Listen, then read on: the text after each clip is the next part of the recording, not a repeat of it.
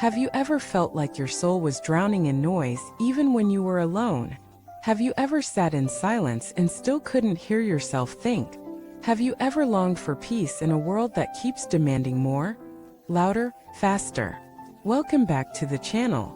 I'm truly glad you're here because today, we'll be talking about something so needed, yet so often neglected: how to preserve your inner clarity in the midst of an increasingly chaotic world. This isn't about escaping reality. It's about strengthening your core so the storms outside don't shake the sanctuary within. Let us begin with the truth that most people ignore. Stillness isn't a luxury. It's a necessity. The world constantly distracts you, not because everything is urgent, but because noise is profitable. The louder the world gets, the more confused you become. The more confused you become, the more disconnected you are from yourself.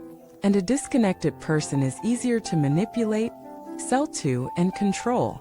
That's why returning to silence isn't just healing, it's revolutionary. Imagine this: you wake up not to your phone, not to anxiety, not to scrolling, but to breath, to presence, to space. You move slowly, intentionally. You don't check the news first thing. You check in with yourself.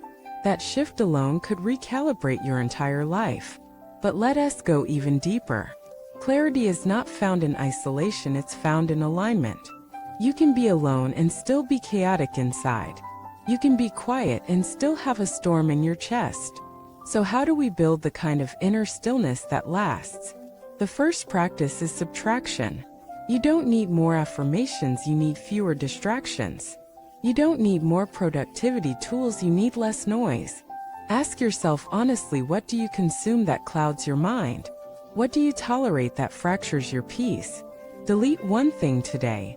One app, one toxic connection, one unnecessary obligation. Create space. Because clarity doesn't come through addition. It comes through removal.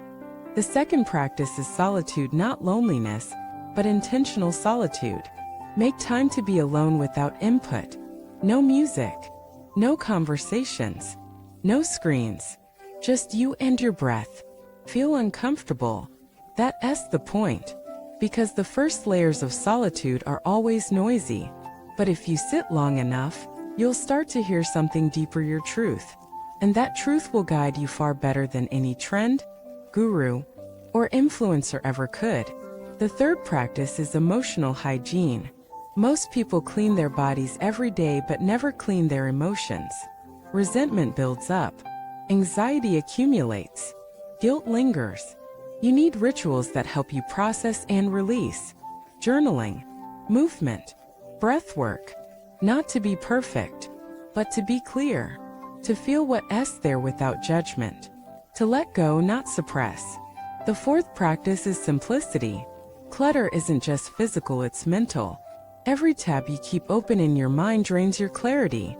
Unfinished tasks, unclear relationships, unspoken truths. Start closing those loops. One by one. Have that conversation. Finish that project. Make that decision. Because clarity is not just a feeling, it's a result of integrity. The more aligned your life becomes, the clearer your mind gets. Fifth is breath awareness. Your breath is the most honest feedback system you have. When you're scattered, it's shallow. When you're grounded, it's deep. Don't underestimate the power of 5 conscious breaths before speaking, before reacting, before deciding. That pause could save a relationship, a dream, or your sanity. Next is digital boundaries. Your phone is not your master. Every notification is a rope pulling you out of your center. Turn off non-essential alerts. Set app timers. Create screen-free zones. Reclaim your attention. Because what you focus on becomes your experience of reality. Now let us talk about your environment. Your space either supports your peace or sabotages it. Declutter your room.